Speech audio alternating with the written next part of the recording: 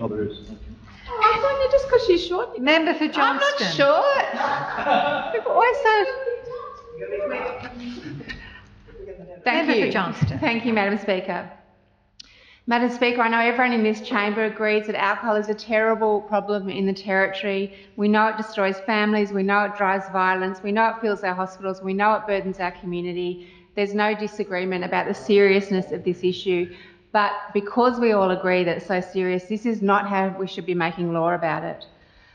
Madam Speaker, we received an entirely inadequate briefing before we even saw the bill this morning, where no basic questions could be answered. Who was consulted? What modelling had been done? How many people will be affected? What outcomes the government expects? How they know this is going to work?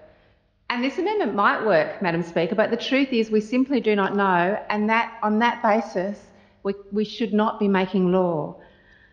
And that brings me to another question. Where is the alcohol roadmap? We've heard about this roadmap since estimates, and we've been told that this amendment is part of a bigger plan. Well, if it is part of a plan, where is that plan? Can it be provided to Territorians?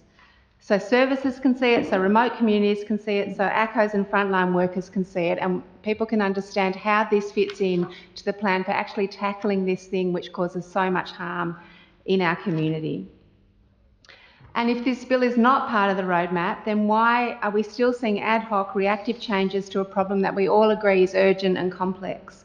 A serious problem requires a coordinated strategy, not piecemeal amendments rushed through on urgency. And at the risk of saying the same thing over and over again in this chamber, once again we are seeing a bill passed on urgency. Urgency is a mechanism which is not designed for bills like this. It's designed for disasters and for natural emergencies. That is not what this is. Madam Speaker, earlier today the Minister for the Prevention of Domestic Violence said that she will do whatever it takes to address alcohol-fuelled violence, and I totally support that.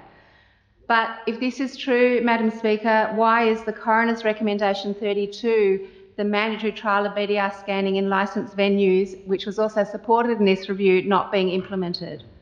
Why is it not even being referenced in the Domestic Family and Sexual Violence Roadmap? Madam Speaker, you cannot claim to do whatever it takes while refusing to implement basic prevention measures recommended by the Coroner, recommended by your own review. Madam Speaker, I am ready and committed to working on tackling alcohol violence in this community and alcohol problems and serious alcohol reform, and I know everyone in this chamber is. But serious reform needs transparency, it needs evidence, it needs consultation, and it needs a clear plan. We have none of that today. For that reason, Madam Speaker, I do not support this bill passing today. Are there any other speakers?